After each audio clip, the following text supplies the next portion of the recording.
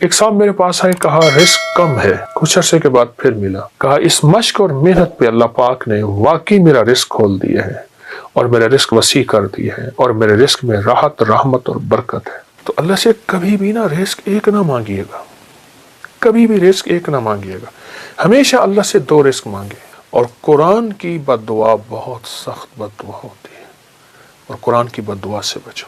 ہمیں دنیا کی کائنات کے خزانے مل گئے، رزق روحانی نہ ملا، ہم کنگلے ہیں، ہم یتیم ہیں، ہم مسکین ہیں، ہم مفلس ہیں، ہم در بدر ہیں، ہم فٹ پاتیے ہیں، ہمارے پاس کچھ نہیں ہے، اور ہمیں رزق روحانی مل گیا تو انشاءاللہ ہم کامیاب ہیں۔ فرمایا جو بندہ اللہ کی رضا کے لیے اپنی آنکھوں کو بھوکا رکھے، یعنی اللہ نے جہاں کہا وہاں دیکھے، کانوں کو بھوکا رکھے، اللہ نے جو سننے کے لیے نہیں دیا نہ سنے، اپنے پیٹ کو بھوکا رکھے یعنی روزہ رکھے، اپنے قدموں کو بھوکا رکھے، اپنے ہاتھوں کو بھوکا رکھے، اپنے جذبوں کو بھوکا رکھے، ہاں جذبوں کو بھوکا رکھے، اندر کی طلب، اندر کے جذبے، اندر کے ولولے، اندر کی سوچ، اندر کی کیفیتیں کیا ہیں، اپنے جذبوں کو بھوکا رکھے، اپنے کانوں آنکھوں کو بھوکا رکھے، اپنے پیٹ کو بھوکا رکھے۔ میں اللہ پاک خوش ہو کے کہتے ہیں میرے بندے، میں تیری نسلوں کو فقر سے بچاؤں گا، غربت سے بچاؤں گا، تنگ دستی سے بچاؤں گا۔ ساری دنیا میں زمین تانبے کی بن جائے، سورج سوا نیزے پہ آ جائے، اگنے اگانے کے لیے کوئی چیز نہ ہو، پر میرے بندے تجھے میں بھوکا نہیں رکھوں گا اور تیری نسلوں کو بھوکا نہیں رکھوں گا، اور غیب کے خزانے سے انہیں کھلاؤں گا، اور غیب کے خزانے سے انہیں پلاؤں گا، اور غیب کے خزانے سے ان کو کھلا پلا کے تجھے بتاؤں گا کہ میں ایسے کھلاتا ہوں اور میں ایسے پلاتا ہوں۔ میں آپ کو ایک عجیب واقعہ سناؤں۔ ایک صاحب میرے پاس آئے، کہا رزق کم ہے، میں نے کہا اپنی نظروں کو پاک رکھ، اپنے کانوں کو پاک رکھ، اپنے جذبوں کو پاک رکھ، اپنی تنہائیوں کو پاک رکھ۔ مجھ سے کہنے لگا ہو گیا، کوئی وظیفہ بتائے۔ میں نے کہا یہ بہت بڑا وظیفہ ہے، اور اس میں مشق کرنی پڑتی ہے، اور اس میں محنت کرنی پڑتی ہے، اس میں بہت سارا کچھ جو ہے وہ نچھاور کرنا پڑتا ہے، اور بہت سی چیزیں چھوڑنی پڑتی ہیں اس ایک چیز کو حاصل کرنے کے لیے۔ چلا گیا، کچھ عرصے کے بعد پھر ملا، مجھ سے کہنے لگا بہت مشکل کام بتایا، میں تو اس کو آسان سمجھتا تھا، پر میں نے اس کی مشق کی ہے، اس پہ محنت کی ہے۔ تو میں نے اس پہ ملا کیا؟ کہا اس مشق اور محنت پہ اللہ پاک نے واقعی میرا رزق کھول دیا ہے اور میرا رزق وسیع کر دیا ہے اور میرے رزق میں راحت، رحمت اور برکت ہے۔ یہ کمال چیز ہے اور زبردست چیز ہے۔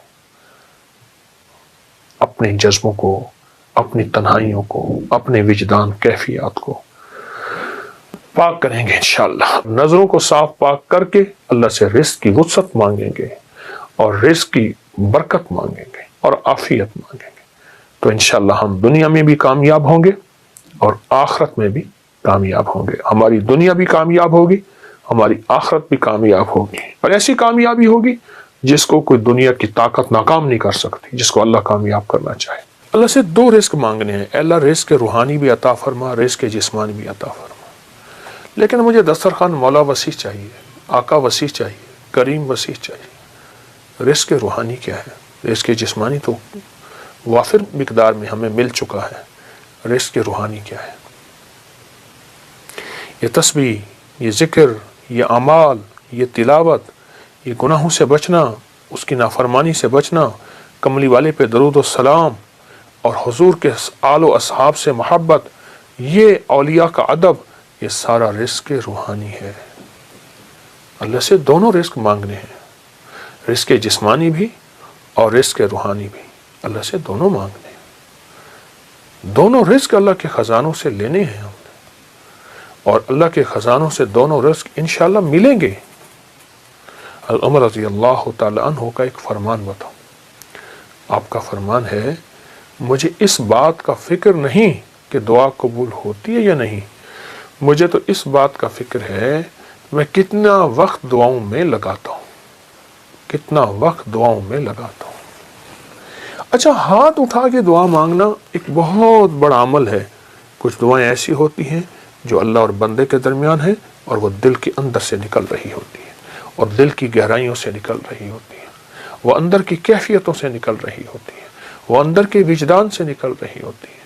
کچھ دعائیں ایسی ہوتی ہیں، کچھ دعائیں ایسی ہوتی ہیں۔ ہاں، وہ دعائیں مانگیں، وہ دعائیں اللہ کے خزانوں سے ہم لینے والے بن جائیں۔ تو اللہ سے کبھی بھی نا رزق ایک نہ مانگیے گا، کبھی بھی رزق ایک نہ مانگیے گا، ہمیشہ اللہ سے دو رزق مانگے، رزق روحانی اور رزق جسمانی۔ روحانی رزق آج تک نہیں سنا، وہ یہ ہے، اچھا ہمارے گھر میں روحانی دسترخوان لگتا ہے، جسمانی دسترخوان تو لگتا ہے، ٹیبل پہ نیچے کہیں دسترخوان پہ لگتا ہے، کیا روحانی دسترخوان بھی لگتا ہے؟ اس کو سوچیں۔ اگر روحانی دسترخوان نہیں لگتا تو آج کے بعد روحانی دسترخوان لگائیں۔ تلاوت روز ایک پارہ پڑھ لیں، نہیں پڑھ سکتے ایک پاؤ پڑھ لیں، نہیں پڑھ سکتے ایک ورق پڑھ لیں، قرآن کی زیارت کریں۔ میں ایک مری میں ایک جگہ جانا ہوا تو وہاں انہوں نے کہا ہمارے گھر میں کسی نے جادو کیا ہوا ہے، ہمارے گھر میں مشکلات ہیں، مسائل ہیں، الجھنیں ہیں، ناکامیاں ہیں، پریشانیاں ہیں، بہت زیادہ پریشانیاں تھیں۔ تو اللہ پاک نے دل میں ڈالا، کشف وغیرہ کے دعوے تو کر نہیں سکتا۔ میں نے کہا آپ کے گھر میں قرآن کی بد دعا ہے، اور پھر میں نے انہیں ایک واقعہ سنایا۔ ایک بہت بڑے درویش تھے، وہ ہر سال ایک جگہ جاتے تھے، چند دن وہاں گزارتے، لوگوں کو اللہ اللہ سکھاتے۔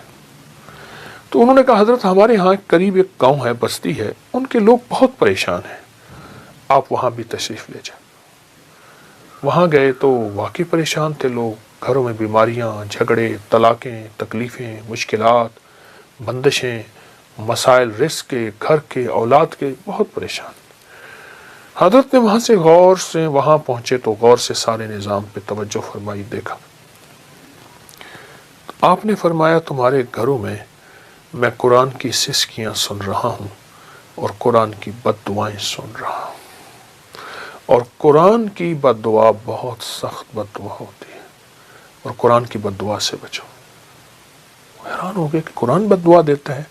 فرمایا قرآن کی سسکیاں بھی ہوتی ہیں، قرآن کی بد دعائیں بھی ہوتی ہیں، اس سے بچو۔ ان پڑھ ہو، نہیں پڑھ سکتے، قرآن پاک اٹھاؤ، چومو، اور باوضو، اور اس کی ہر سطر پہ پہلا کلمہ پڑھتے جاؤ، ہر سطر پہ پہلا کلمہ پڑھتے جاؤ۔ اور اگر پڑھے ہوئے ہو، ایک پارہ پڑھ لو، آدھا پارہ پڑھ لو، ایک پاؤ پڑھ لو، تھوڑا پڑھ لو، زیادہ پڑھ لو۔ میری درخواست یہ ہے، اللہ سے رزق روحانی منوائیں، اللہ میری نسلوں کے لیے رزق روحانی عطا فرما۔ ہمیں دنیا کی کائنات کے خزانے مل گئے، رزق روحانی نہ ملا، ہم کنگلے ہیں، ہم یتیم ہیں، ہم مسکین ہیں، ہم مفلس ہیں، ہم در بدر ہیں، ہم فٹ پاتیے ہیں، ہمارے پاس کچھ نہیں ہے، اور ہمیں رزق روحانی مل گیا تو انشاءاللہ ہم کامیاب ہیں۔